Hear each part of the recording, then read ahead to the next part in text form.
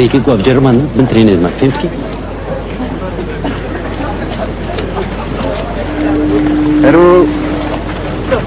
T'es nouveau toi? You just arrived? Yes. When did you arrive? Now, today. What's your name? Bilal. Yeah. Good luck. Thank you. Ça va? صفاص كشتي؟ مش كشتي؟ كشتي ماسيون قيرتي. شلون هيك بلزني؟ هر دري كشتي بكشكا دا قرتينا ودري كشتيش قرتينا بجمتها تاني شهر أول كو أم قمنا بشن فهمتكي؟ Donc, ce sont ces gens qui ont été évacués ce matin, certains nombre ont été interpellés. Puisqu'il ne reste que quelques minutes, je vais vous poser la question assez directement. La France peut-elle agir autrement? Non. Non, il ne faut plus qu'elle agisse ainsi. Peut-elle agir autrement? Il y a des lois bien en sûr, France. bien sûr. Et surtout, on a un allié, l'Angleterre. Est-ce qu'on peut entretenir, laisser prospérer des gens qui n'ont qu'une envie, c'est de rentrer illégalement en Angleterre? Et si on ne les arrêtait pas, est-ce que ce ne serait pas comme d'être complice? Et l'accepterait-on si les Anglais étaient complices de Pakistanais qui voudraient rentrer illégalement en France, On a un devoir de par exemple? protection par rapport à tous les gens qui sont sur notre sol. Et ce qui est scandaleux, c'est qu'ils soient obligés d'aller vivre dans une forêt, se planquer dans une forêt. Et je veux dire, il n'y a aucun respect de leur dignité. Je veux dire, c'est juste une honte, quoi. Ce qui s'est passé, c'est une opération de marketing.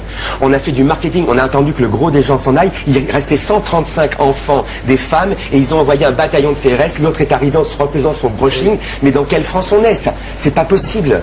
Il faut arrêter ça, quoi. Tout ça pour une opération de marketing pour dire, voilà, on est là, on veille sur vous, on laisse pas rentrer les étrangers. D'abord, je suis complètement d'accord avec ce qu'il a dit, c'est honteux. Ces images-là sont honteux, sans gâte, la fermeture et tout ce qui a été la politique de gestion de l'immigration en France, mais également en Europe, c'est honteux. Et vous avez dit une chose tout à l'heure, Jean Bébéraud, qui est très importante. Vous allez élargir le débat, parce que la vraie question, comme sur la question de la burqa, il faut élargir le débat. Ça, ce n'est qu'un symptôme. Le symptôme aujourd'hui d'un pays, la France, qui, par compétition avec d'autres, se protège et traite de façon indigne des êtres humains. En fait, nous savons aujourd'hui, les chiffres le montrent, l'Europe ne survivra pas économiquement sans immigrés. On le sait, les chiffres sont là.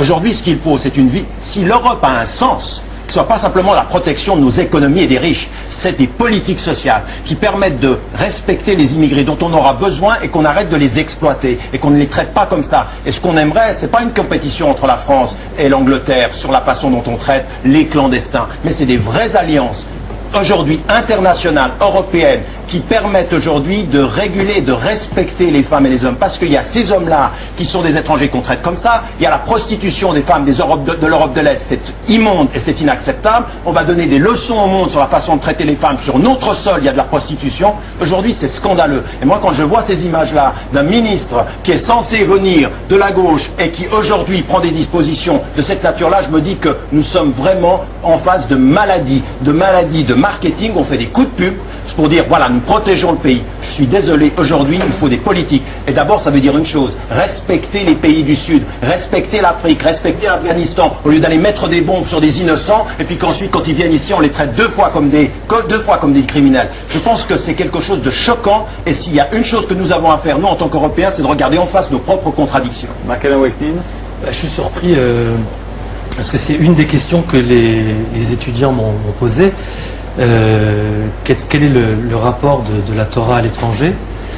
Et je leur ai répondu qu'il y a un texte vraiment, si on lit le texte de la Torah, donc les premiers 5 livres de la Bible, on s'aperçoit que l'histoire des Hébreux, c'est un esclavage en Égypte pendant 400 ans.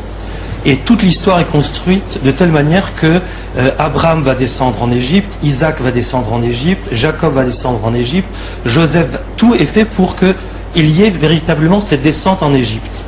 Et les commentateurs posent la question, mais pourquoi les Hébreux, pour pouvoir se construire en situation de peuple, ont dû passer par l'Égypte? Et la réponse est donnée dans la Torah elle-même. Vous avez été étrangers en Égypte pour faire l'expérience de savoir ce que c'est que être étranger, pour que vous puissiez à votre tour respecter l'étranger. Et la notion de loi, c'est justement l'impossible. Être homme selon la loi, c'est-à-dire être homme selon la loi de l'humanité, c'est l'impossibilité de ne pas respecter l'étranger. Et je crois que là encore, il y a un problème complexe. Je ne réagirai pas de manière émotionnelle dans cette politique émotionnelle. J'ai entendu, mais il y a quelque chose qui est complexe, qui est de l'ordre, je dirais, d'un symptôme.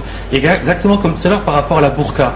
Parce que je pense que la burqa, indépendamment de la réponse qu'on va apporter à cette problématique, c'est un symptôme, ça veut dire que c'est véritablement un sujet qui ouvre un ensemble de questions, c'est vraiment symptomatique. C'est la question du couple, c'est la question de la place de la femme, c'est la question de la sexualité, c'est la question de l'intimité, c'est la question du privé, du public. Ça veut dire que pourquoi on a véritablement des réactions sur cette question-là plutôt que sur une autre? Parce que ça éveille en nous un ensemble des questions fondamentales qui ne sont pas résolues dans la société. Et je crois que de la même façon que pour la burqa, nous avons à réfléchir sur la complexité du sujet, sur la question de l'étranger, on doit aussi réfléchir sur la complexité du sujet. Alice et Jean Bovéro, très vite. Très vite, je constate quelque chose, c'est-à-dire qu'on parle de médiatisation. Dans la burqa, on défend la liberté de la femme et on vire des gens à coups de pied qui cherchent un asile. Je pense qu'il y a quelque chose de très simple par rapport à l'idée de faire de la médiatisation là-dedans. Enfin, ils ont l'asile en France. Ce qu'ils cherchent, c'est aller en Angleterre. Hein, ce qui est d'ailleurs, ce sont des migrants qui veulent partir. Hein. Oui, mais en même temps, quand on voit aussi ce qu'on appelait la jungle, entre guillemets, on se dit qu'on voit sur notre sol ce qui existe aussi partout dans le monde, hein, quand on va, etc. Et c'est ça le monde d'aujourd'hui pour les 2/3 de l'humanité. Bon, déjà ça c'est un problème qui nous interpelle très fort. Bon.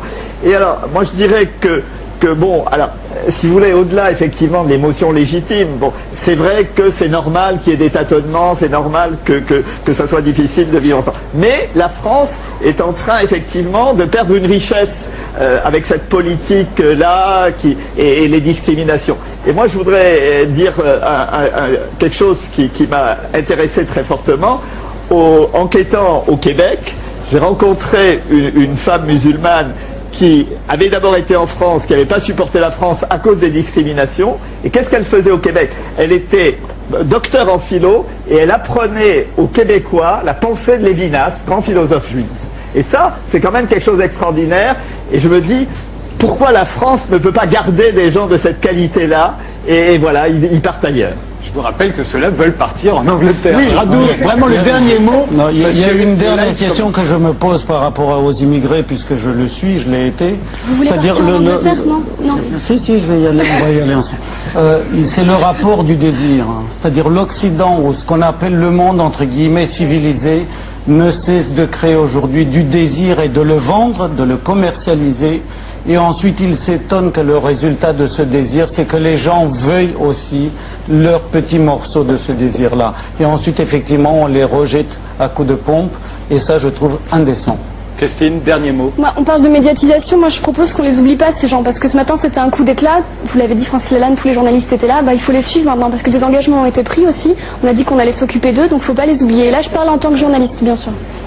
Demain, merci tous les 7 d'avoir participé à cette émission. Demain, il n'y aura pas d'émission.